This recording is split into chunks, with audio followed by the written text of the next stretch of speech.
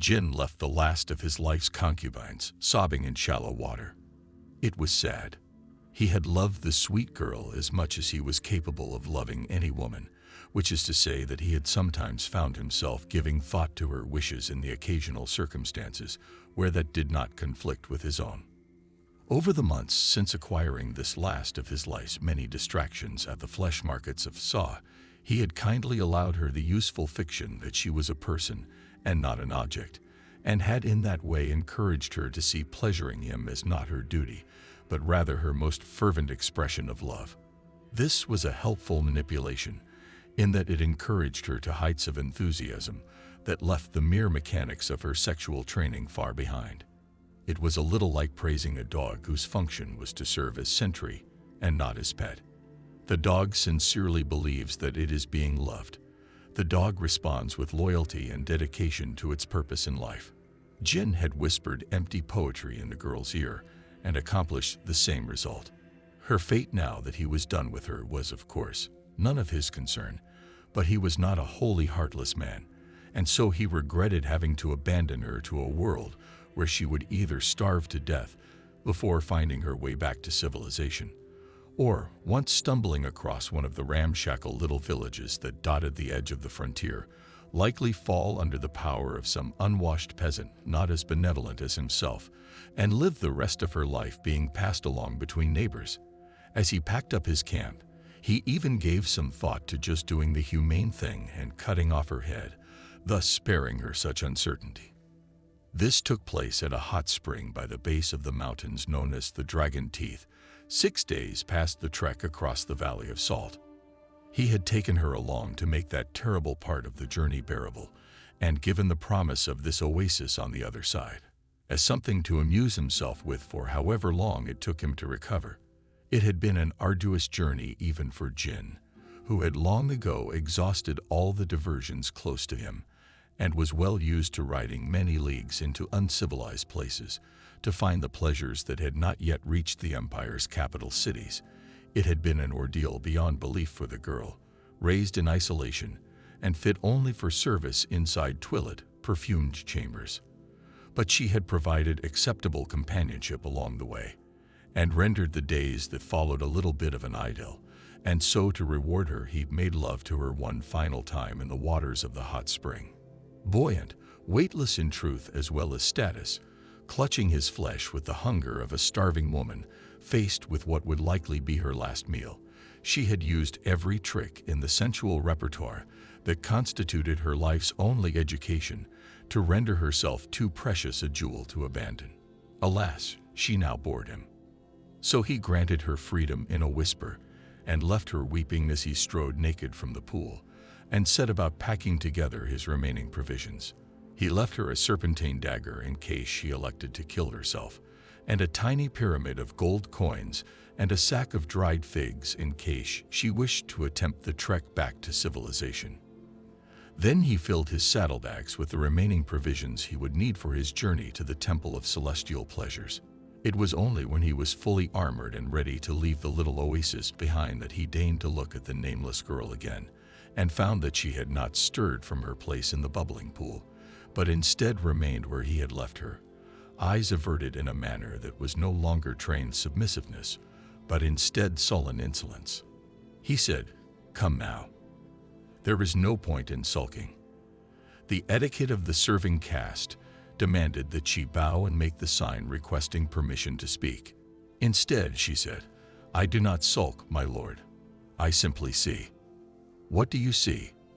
"I see the true reason you will always seek a passion greater than any human arms can provide you, and I know exactly why it will someday destroy you." "Oh." He raised a skeptical eyebrow. "Why?" "You are broken, my lord. You are empty, and incapable of feeling for anything, even yourself." He barked a laugh. "You are not the first slave I have freed. Always you reveal the hatred you have harbored for those you once pretended to adore. It is not hatred, my lord. My love for you is real. It is only my understanding that speaks. I know that if you were not broken in the way I describe, you would have seen past the differences between us and been warmed by the fire I feel for you. I, by contrast, can love, and I shall not rest until I feel that exquisite warmth for someone who deserves my devotion more than you ever could." Words like these were not unknown to him, so he allowed a smile to pass his lips. "Perhaps I shall fail in my search. Perhaps you shall succeed in yours. Perhaps we shall meet again in the land where all beings go, and at that time share how our respective quests went." She covered her delicate breasts with her hands, an expression of modesty that she had never before shown in his presence. "I hope not, my lord. You have left me no choice other than wishing to never see you again, not even in the land of the dead." These were words that once would have obliged him to carry out her summary execution. But she was right. She was now free and entitled to opinions. So he rode off toward the mountains, but not before he retrieved the food he had been about to leave for her, leaving only the dagger behind. Truth, he felt, comes with a price.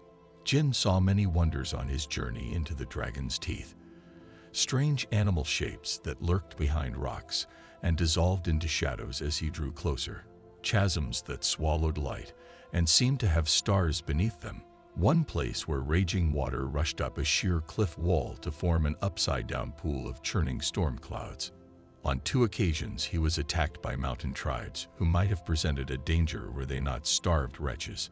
Both times, they rushed him to take what he had, but what followed was not so much a melee as a massacre. Jin felt no sense of accomplishment at being the last to stand amidst the corpses. For 2 days an illness racked him, and he was forced to halt his journey while he huddled in a cave, burning with fever. For those long hours he lost leave of his senses, forgetting where he was and how he had come to this place, instead playing host to his life's parade of lovers, either seduced with charm from those of his class, or purchased in the marketplaces, welcome only to those fortunate enough to have inherited a fortune as expansive as his own. The men, the women, the unich, the children stolen from foreign lands, the curiosities disfigured for his amusement, the innovative creation of one merchant in Pa, who obtained his human wares in infancy, trained them all their lives in absolute darkness, and then released them into light only on the day they met their future masters, before blinding them with fire, so they would have only that one sight to contemplate forever. He remembered bribing a magistrate so that condemned prisoners could be forced to service him until he slit their throats at the moment of his greatest pleasure.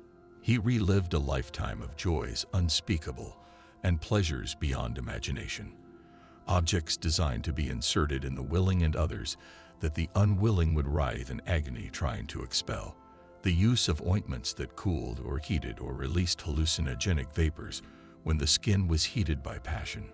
He recalled his honored mother protesting that all this dallying with slaves was all well and good, but that it was time he produced an heir and took his position managing the family fortune. He remembered himself tricking her into signing away her own freedom so he could experience the sin of incest. He saw her cursing his birth as he shipped her off to the provinces, with instructions that she was to be set to labor in the fields. He remembered meeting fellow adventurers of the flesh who taught him about the temple of celestial pleasures and advised him that it was a place he should seek out only after he had exhausted all other forms of ecstasy beneath the dome of heaven. Always, in his delirium, the people he'd used and known crumbled into dust once he was done. Always he was left unsatisfied. Always he was left chasing the great pleasures of a world that, for all his willingness to try anything once, continued to prove itself too finite for one as high-born as himself. Blackness gathered around him. Death seemed to clutch him in its skeletal hand. But then he woke covered with a crust of his own vomit, his head aching but clear. He felt only need. And so he rode on. He found the temple occupying a narrow cleft in the mountains that showed the only green he had seen in many days. It was a sprawling palace with walls of gold that confronted the sunrise and returned it to the sky. Cascades of crystalline water flowed from the minarets at each corner, feeding shallow pools that surrounded the edifice on all sides, providing heaven with a perfect reflection of itself. There was no possibility of taking his horse all the way to the front gate. The beast trembled in fear and would not approach any closer. So he slit its throat and made the final approach on foot, striding on the bejeweled path that was the only route between the placid reflecting pools. The gate was an obscene bas-relief in which hundreds of miniature human forms coupled in combinations of 2 or 3 or 4, no two positions alike, all possible sexual combinations represented. It was the most intricate work of art Jin had ever seen with his own eyes, and it moved him not at all. Only when he pulled the braided silver cord beside that gate did he experience something that astonished him, for the gate did not lift or lower or swing open like a door or slide into some recess in the wall. It simply gave the impression of receding in some direction that defied all the dimensions Jin knew. Beyond stood a small army of men and women of exceptional beauty. There were representatives of all the races he knew, and some he didn't, reflecting every possible human tint from cream to ebony, every possible body type from squat to giant. Some were unmarked and others were covered with ink or brands. All were naked. All were flawless. All regarded him with frank sexual contemplation. The only being wearing clothes seemed neither woman nor man, neither young nor old, neither of Jin's nationality nor any other. Slight in a manner that would have seemed alarmingly emaciated for anybody else, strangely devoid of pores, the hairless creature in an ankle-length white gown strode toward him and regarded him with eyes that possessed neither whites nor irises, but were instead orbs of glowing silver. "You are Jin," he said, in a voice that seemed to emanate someplace other than his slasher lips. "I am Raj." He found he wanted this creature, alien as he appeared, more than he had ever desired any lover in his life. "Yes. This," he said, "is the temple of celestial pleasures." His throat went dry as he realized that for once in his life, he did not know what he was privileged to do next. "Are these," he waved his hands at the gathered specimens of physical perfection, "my choices?" The inhabitants of the temple tittered among themselves, as if he had just uttered something adorable enough to have come from an infant. The skin over Raj's right eye wrinkled in what might have raised an eyebrow, had there been any hair there to form one. "You have made a common mistake, traveler. This holy place is not what many pilgrims imagine, a more exotic form of brothel with a greater selection of pretty whores to choose from. To be sure, it sometimes serves that purpose when such commerce facilitates the training of those you see before you. They are all still struggling to achieve the same state of total jaded surfeit that has rendered all terrestrial forms of sexual ecstasy so dry and empty for you." Jin felt a desperate need to re-establish some command over the situation. "How do you know what I have experienced?" "Perusing your memories is the simplest of all our capabilities. It's an invasive process, one you no doubt experienced as burning delirium. But it was necessary to determine your intentions before we decided whether to permit your entry or turn you back. This is how we know that the mere sexual services of all those who inhabit these walls, splendid as they might be for most, would avail a man of your life's experience little but a moment's distraction. Nothing worth every crime you have ever committed, every league you have traveled, every sacrifice you have ever made in the coin of either soul or flesh. It would be pathetic, like offering a scrap of bread to one who has known feasts. I was told you offered a pleasure greater than any under heaven. We do, Jin. It is just not any form of sex you imagine. It is the consummation that all of these acolytes hope to achieve, once they have exhausted their capacity to achieve satisfaction with mere terrestrial pleasures. For those who have tried everything else, experienced everything else, and found the pleasures of man wanting, what awaits is greater than anything known by any being who crawled or walked beneath this blue sky. We charge one price: everything you have. These terms are non-negotiable, and only full acceptance of them will admit you any further into the temple. I brought enough with me to ransom kingdoms. If that is not enough, I can sign a promissory." Again, the acolytes tittered. "This is another common error," Raj said. "Have you not seen our golden walls, the jewels set in every paving stone? We have other sources for such baubles. We have no interest in the riches of your civilization, which are, as far as we're concerned, an irrelevant burden to which you are free to return. once we have provided what you came here to find. No, we seek to charge you nothing you own, but everything you have. Will you pay that price?" Fear stilled Jin's heart for all of a heartbeat. Perhaps he had not exhausted all the options available to him. Surely there had to be some courtesan, somewhere in the Seven Kingdoms, who possessed tricks he had not yet encountered.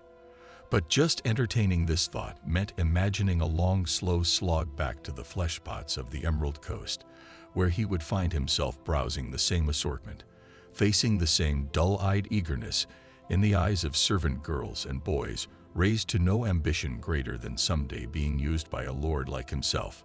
It would mean experiencing the same disappointments, again and again, to the point of long nights spent contemplating the momentary flash of pain that would bring relief seconds after he slipped some dagger into his sated heart.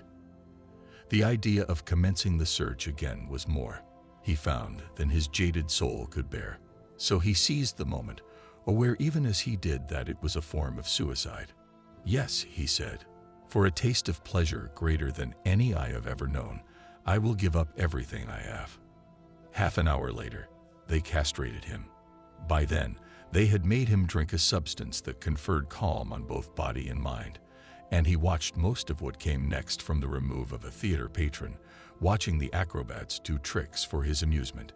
Two female acolytes with sleek black hair, twins he was told, fed him a potion that guaranteed arousal, used their painted lips to bring him to the very point of release, then withdrew and produced a bladed device of the sort that reminded him of the towering version used in his home city to behead murderers and thieves.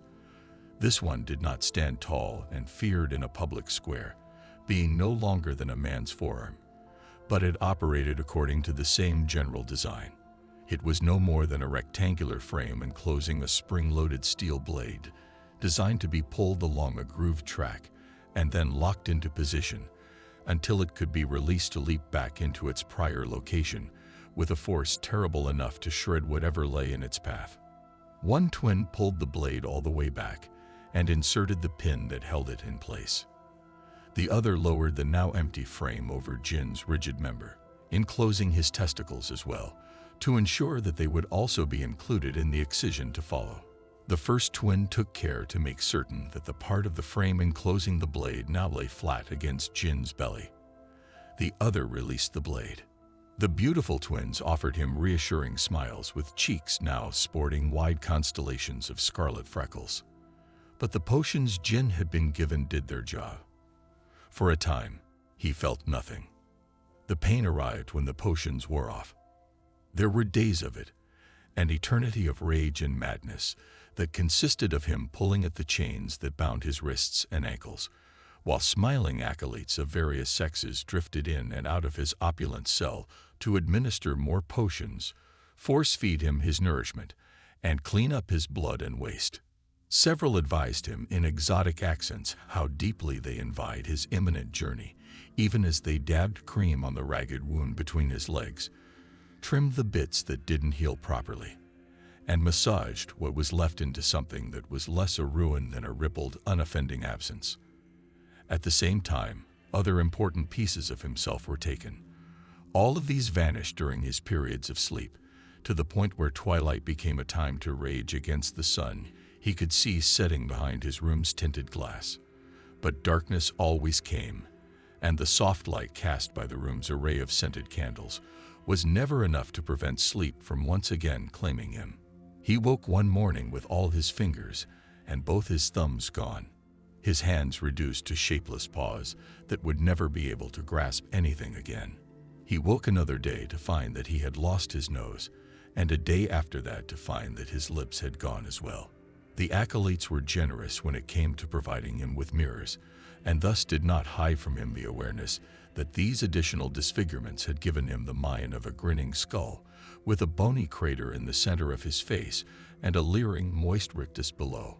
Against the shock of such thefts, he almost missed the day when they removed his nipples. He feared that they would move on to other parts of him, but this was apparently what rage had meant by everything he had.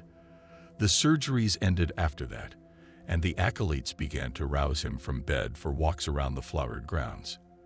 They were kind, and they were loving, and when he despaired, which was often, they kissed his cheeks and advised him that he had paid all he needed to pay.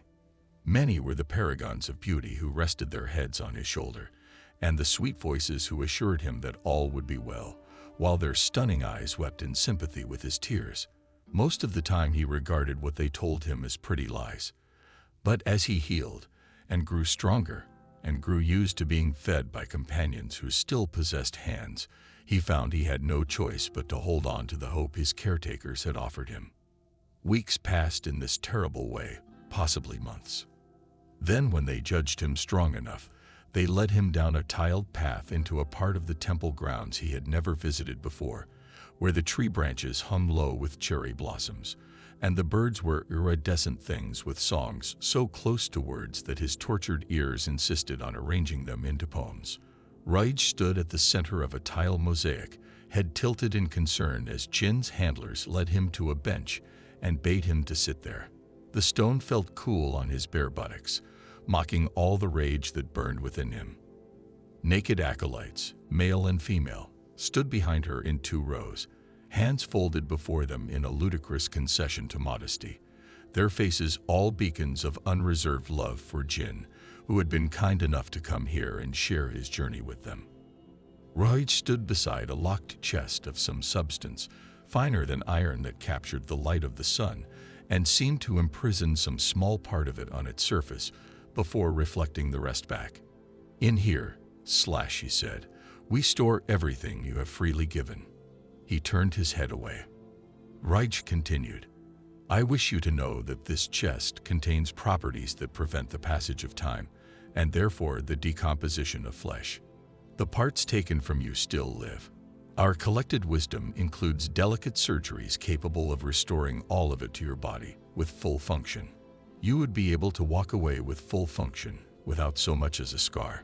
But if you elect to proceed past this point, we will take what you have given as tribute." Jin's speech was a distorted thing, robbed by his disfigurements of many of its consonants. "What use can you possibly?" "It is not a question of what use we could possibly have for them. It is a question of what use you can possibly have for them. After all, the experience you seek will render all terrestrial delights moot. We have therefore taken away most of the instruments you use to give and receive pleasure, as you will never need them again. We would have taken your versatile tongue as well, but at this point believe that the chances of it ever again being used in a lover's manner again to be laughable and remote. And we do prefer you to retain some vocal clarity, so we can converse with you in comfort. But this will be your final chance to turn back. If you elect to move on, then what sits in this chest will never be returned to you. And if you beg for its return, then you will never know the nature of the exquisite pleasure this temple is dedicated to celebrating. It is now your choice. No other explanation shall be provided until after you have made your decision." Jin burst into tears because he feared moving forward more than he had ever feared anything else, because he suspected it would hurt, and because he also knew that either option was a fast road to misery, a decision on what condition he would be in as he endured the hopeless days between now and the end of his life. At long last he said, "Go ahead and take them away, damn you. I'll go on." A plump beauty with hair like fire stepped up and took the chest by the handle, disappearing down the garden path with it even as Jin restrained himself from calling after her to stop. It was like losing what that box contained a second time, and this time he experienced the loss without potions or the shelter of sleep. As the path dipped, he saw her sink beneath the curve of the slope, until only the red curls of her head bobbed above that amputating line, a setting sun that in seconds disappeared from view as well. After far too long, he became aware of Rage kneeling before him, resting those long, delicate fingers on his bare knees. He said, "That was a lie, wasn't it? You didn't really have a way to put it all back." "Nobody could put it all back." Rai's silver eyes shone with a light that could have been anything from empathy to deepest contempt. "Is that why you made the decision you did?" Jin's answer came as a surprise to him. "No, I made the decision that offered me any hope." "Then you should know The founders of the temple are not of your world. We possess arts unsuspected by even the most learned savants under this sky. We have machines smaller than the tiniest gnats, which can swarm into any wound and knit it in seconds. We have fires that can burn longer than any hearth in any city walked by the feet of man. We have chariots that can carry us to place so high above the clouds that the sky is black and breath itself an unobtainable treasure. We could feed all this world's hungry, and we could render your earth molten at a moment's whim. There is no miracle devised by your poor imagination that we cannot demonstrate, right here, right now, without but the smallest part of the knowledge at our disposal. But what interests us, Jinn, what really excites our enthusiasm and motivates everything we do, is pleasure. And I assure you, we can deliver what we say. Doubt racked him. How? I've done everything. Have you never heard that the climax, just the climax, of the common barnyard swine lasts 5 times longer than the entire act does for you who consider yourself the master of creation? Have you never imagined the torrent of raging sensation that governs the mating of eagles? Would your mind not shatter if you possessed even the slightest clue to the blinding light that at the moment so many beings crave, enraptures the largest creature who swims your seas? And that Jinn is just under this sky. In our travels, we have filled what you would consider entire libraries with the taxonomy of creatures who live beneath under other suns, who know sensations that dwarf anything you or any human being has ever been equipped to feel. The very greatest of these is what all these young people around you have dedicated their lives to earning. And this is what we are prepared to provide you. Now, but just once, he said. This is not out of cruelty. You must understand.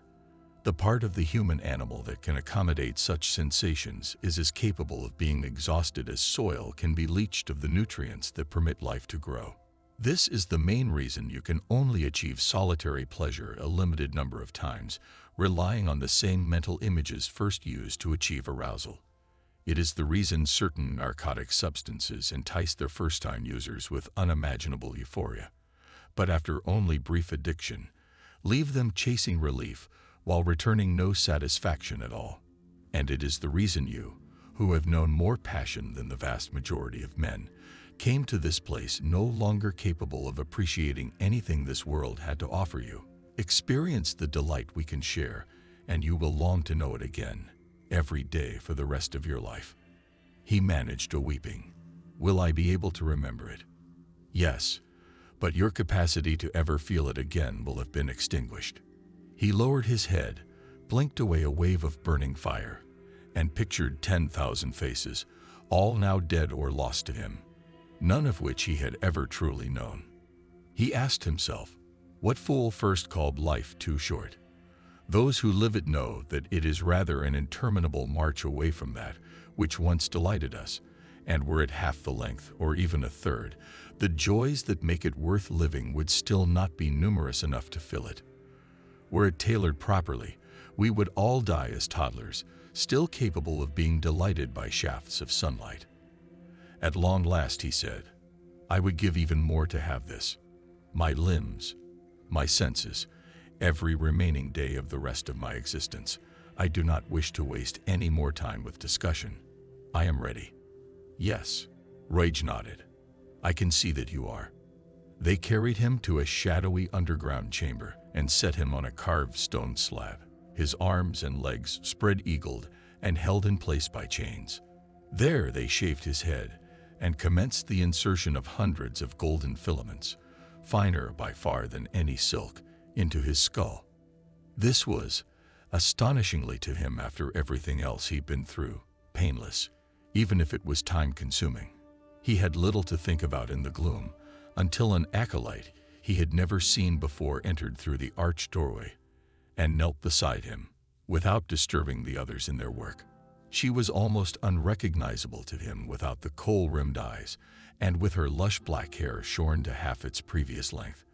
But it was impossible not to recognize the serpent tattoos that curled around her soft shoulders, or the constellation of freckles that curled about her delicate right breast. He said, "You." His final concubine betrayed none of the anger she had expressed on their last conversation. "It is good to see you again, my lord." He could not help being aware of how monstrous he must now appear to her, and how distorted his speech must sound to her ears. "You said that you never wanted to see me again. After today," she said with absolute calm, "I will not." "What are you doing here? Have you become one of their acolytes?" "No, my lord. I was offered that sublime honor, but once they told me what joining this order entailed, I declined. It is not for me, I'm afraid. I find that the empty pleasures of the flesh, for their own sake, do not draw me in the same way that they draw you. In my new life of freedom, I desire to find only love." "Then, they are kind, my lord. On the day they walked through the days and nights of your life, and saw how and where you had abandoned me, they came in their mercy to rescue me. They offered me the choice of admission to their temple and new life as one of their acolytes, or free transportation back to the city of my choice, with a name and enough wealth to keep me in comfort for the rest of my life. I chose the latter. They gave me the name but asked that I stay on as their honored guest, long enough to witness your transformation and offer you comfort in this, the day you await what you have always sought. And you have stayed. Out of revenge." She lowered her unpainted lips and kissed the smooth nubs that had once been fingers. "I need no revenge, my lord. This is but the last gift I give to he who knew not that he once commanded my most sincere love." Jin swallowed, and for the next few seconds struggled with a feeling that he had never known at any point in his eventful life. It was a cold presence inside him, like a lump, and it weighed him down, like a heavy meal that he could neither digest nor pass. After a few seconds, he whispered to her, "This name they have given you. Can you tell me what it is?" "No, my lord. I do forgive your callousness, but in this new life I've been given, I cannot permit that treasured part of myself to pass your ears, let alone be spoken with your voice. Even if I did, it is by my request, a name a man would need lips to speak. I need never abide hearing it from you." A tear escaped the corner of his eye and drew a line of hot flame down his temple. "Will you stay until after it is over?" "Of course not, my lord. You must know that." He found that he did. "I'm sorry." She kissed his wrist. "I know." They fell into a silence that ended as Raj appeared, this time as naked as the rest of them, and so even more clearly a creature of those other skies, a slash he sometimes spoke about. A part of his slasher body with no analog on any human form Jin had ever seen hung inflamed, in a manner that testified to his slash her own great excitement. And slash, he said, "Jin, you do us honor with this passage. All of the human acolytes of this temple, and all of us of the race that founded it, will watch your moment of transcendent bliss with envy and longing, taking inspiration from the courage you show in traveling where we all hope to follow." He swallowed. "Thank you. Understanding what is about to happen to you is not fully necessary, but as it may enhance your experience to be able to follow what would otherwise be alien and incomprehensible, we leave you with this final, helpful explanation. What you are about to feel is the divine act of mating, as it is perceived by a soft and mindless creature that dwells among the stones of a shallow ocean, beneath suns so distant that none of their light has ever reached the heavens you know. It takes place over such an extended period of time that the egg-bearing participant, who you would designate a female, needs nourishment to avoid dying of starvation during the act. As a result, she devours the male, one tiny piece at a time, over the period necessary to achieve consummation. The gods of their sphere showed kindness and mercy in arranging that in exchange for this sacrifice on his part. She secretes a fluid that turns his agony to euphoria, his fear to joy, his very last moments before personal extinction to a sensation we can only describe as the most loving kiss of God. None of this will hurt you, Jin. As far as my people can determine, it is the purest expression of bliss in the entire universe." He closed his eyes. "I understand." Raj said, "Blessings to you. We will begin in just a few minutes. He turned and exited the chamber through the arched doorway, leaving Jin alone with the woman no longer nameless, in a silence driven as much by memory as by anticipation. His past lover's gentle touch did not leave his wrist. He remained aware of the warmth that passed from her fingers to flesh that now felt so much colder than hers. And as the long minutes passed, and the wait for his life's greatest moments stretched, he opened his eyes again and regarded her, half expecting to find her veneer of compassion stripped away, and a true face of her loathing for him revealed with a clarity that would permit no more denials. As it happened, she had turned away from him for a moment, and was unaware of his gaze. She was an edifice visible in profile, her golden skin aglow above a slight melancholy smile. A solitary tear sat in the center of her cheek, its descent toward her jawline arrested in place according to the common whim of such things, and in the center of that drop sat a single diamond-shaped mote of light, reflecting a candle burning somewhere in the chamber. It reminded him of nothing so much as some faraway distant star, warming the sky above Earth too alien for him to walk.